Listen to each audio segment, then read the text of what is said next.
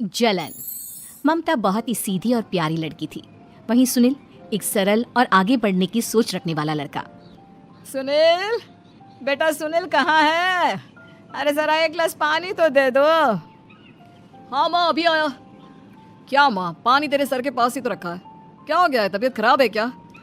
अरे नहीं नहीं, वो उठने का मन ही नहीं कर रहा था, तो देखा ही नहीं। वैसे क्या कर रहा है? यहाँ बैठना मेरे पास। माँ पढ़ रहा था। वो क्या है ना, नौकरी में तो वक्त नहीं मिलता, अब ऑफिस से घर आकर ही तो वक्त मिलता है। अच्छा अच्छा ठीक है, पढ़ ले जा बेटा। सुनील पढ़ लिख कर और आगे बढ़ना चाहता था, लेकिन माँ की तबीयत खराब देखकर सोचता है कि शादी ही कर ले। कब तक माँ का ख्याल वो अकेले रख पाएगा? तो एक दिन, माँ ये ममता है, मैंने इससे शादी कर ली है। तुम्हारी तबीयत भी ठीक नहीं रहती, तो मैंने सोचा शादी कर लेता हूँ। घर संभालने वाली और तुम्हें संभालने वाली कोई आ जाएगी तो अच्छा रहेगा। माँ अचानक से सामने बहू देखकर हैरान रह जाती है। बेटा ये क्या बात होती है? न बैंड, न बाजा, न दहेज, न शगुन, ऐसे कैसे बहू आ गई? माँ तू तो जानती है मैं नौकरी के साथ पढ़ाई कर रहा हूँ, तो कहाँ से इतना पैसा बचा पाता कि धूमधाम से शादी करता। वैसे भी माँ, लोग तो आकर खाकर निकल जाएंगे, इसलिए बस वैसे ही। माँ जी, मैं आपका ख्याल रखूंगी। वैसे भी ये आगे की पढ़ाई कर रहे हैं, अच्छा कुछ कर गए तो सबके दिन फिर से अच्छे आ जाएंगे। सास को ममता की बात ठीक तो लगती है, लेकिन मन में कहीं ना कहीं लगता है कि कहीं बहू बेटे को लेकर फुर्र ना हो जाए और फिर तो वो रह जाएगी अकेली।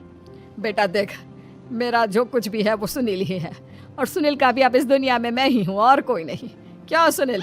बिल्कुल माँ, लेकिन आज से ममता भी मेरे जीवन का अहम हिस्सा है, जैसे तू है। सास को बड़ा बुरा लगता है कि उसकी सल्तनत में कोई और हिस्सेदार कैसे हो सकता है।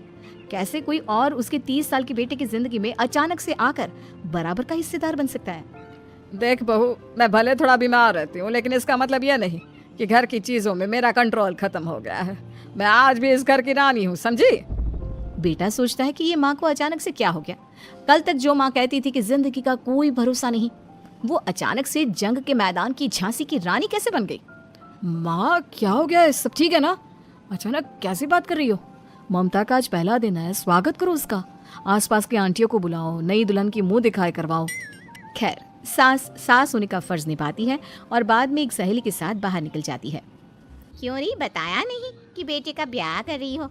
वैसे तो सारा दिन हम ही में घुसी रहती हो। अरे मुझे भी तो अभी पता चला, यूं अचानक सर पर लेकर आ गया। कहता है बहू है माँ तुम्हारी, अब इसको भी इतना ही मैं प्यार करता हूँ जितना तुझे करता हूँ। लो जी, ये क्या बात होगी? क्यों इतना प्यार करता है? अरे माँ का प्यार तो ज्यादा होता है। अब उसको तो कोई दूसरा पति मिल सकता है, लेकिन तुम ही बताओ, क्या माँ की ममता किसी और की हो सकती है? ना जी ना, बेटे को समझाओ ये बात। अरे क्या समझाऊं, मुझे तो खुद ही समझ में नहीं आ रहा कि क्या हो रहा है। जो बेटा कल तक माँ माँ करता था, अचानक से बीवी बीवी का राग आलाप रहा है। देखा, उसकी बीवी ना सुंदर और जवान है। सुंदरता के आगे तो एक से एक नहीं टिके, तो तेरा बेटा किस खेत की मूली है? सास को भी समझ में आ जाता है कि बहू की सुंदरता के आगे माँ का प्यार किसी काम का नहीं।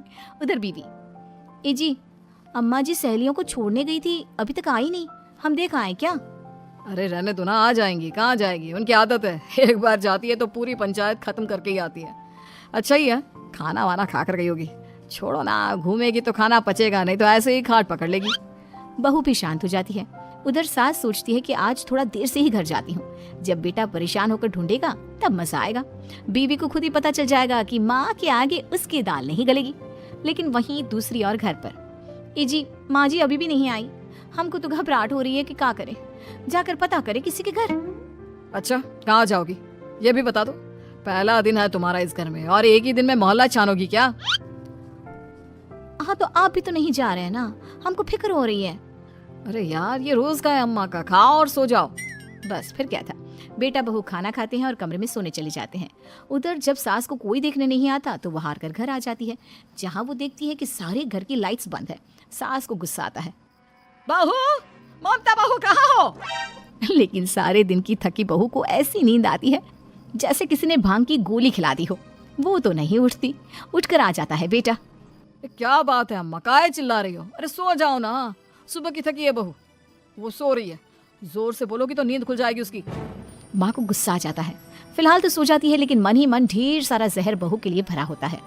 सुबह बहू चाय बना रही होती है कि सास धीरे से गैस तेज कर देती है, जिससे चाय का बर्तन जल जाता है। और जैसे ही बहू चाय का बर्तन उठाती है, उसका हाथ जल जाता है। मेरा हाथ जल गया। वो जोर जोर से चिल्लाकर इधर उधर भागती है कि सास थोड़ी देर में उसके हाथ में पानी डाल देती है। हाय रे बहू, क्या कर रही हो? पहली बार रसोई छुई हो क्या? सासू माँ गलती से गैस तेज रह गई थी और बर्तन जल गया, जिससे मेरा हाथ जल गया। हाय रे, कितना गंदा दाग। छी छी छी छी, मुझे तो उल्टी आ रही है तेरा गला हुआ मांस देखकर। तू ना मुझे अभी साथ से खाना मत लगाना। बहू भी खुद का हाथ देखती है तो उसे भी रोना आ जाता है। कुछ दिनों के बाद सास की सहेली आती है, बहू चाय बनाकर लाती है। उसके जाने के बाद सहेली कहती है, बहू की सुंदरता ऐसी है कि कोई भी दीवाना हो जाए। वैसे तेरे बेटे का क्या हाल है? अरे वैसा ही है, बहू के पीछे लट्टू। क्या करूं, कुछ समझ में नहीं आ रहा। मैंने तो बहू के चेहरे पर दिवाली के पटाखे की चक्री फेंक दी, उसका पूरा चेहरा जल गया। अब देखो ना रही सुंदरता, और ना ही अब मेरा बेटा उसे पूछता है। अरे अब तो वो उसे छोड़कर दूसरी भी देखने को बोल गया है मुझे। बहू सारी बात सुन रही होती है। आंटी एक बात बताइए, क्या भरोसा है कि दूसरी सही आए और आपके अनुसार रहे? देखिए आंटी, मेरी सासू माँ को गलत बात सिखाने की जरूरत नहीं है। हमारा परिवार साथ में खुशी से रह रहा है। देख बहू, मेरी सहेली की बेइज्जती ना कर, वही अच्छा रहेगा तेरे लिए, समझी? बहू नहीं मानती है। वो बार बार उनकी सहेली को घर से निकल जाने को कहती है। तभी सास की सहेली पास के चूल्हे से लकड़ी लाकर बहू के चेहरे पर लगा देती है। बहू जोर जोर से रोने लगती है। अरे ये क्या कर दिया? मैंने कहाँ किया, ये तो तूने किया। तू ही नहीं चाहती थी कि बहू बेटे के साथ रहे, भला मैं क्यों करूंगी? मैं तो चली, निपटो अब। बहू रो रही होती है, दर्द से चिल्ला रही होती है, लेकिन सास उसे डॉक्टर के पास नहीं ले जाती। तभी पति आता है। क्या हो गया ममता? ये दाग कैसे लगा? तुम कैसे जली? ममता कुछ नहीं कहती, बस दर्द से करा रही होती है। पति माँ की तरफ देखता है। हो ना हो माँ, ये पक्का आपका काम है। आप ही ममता से जला करती थी ना।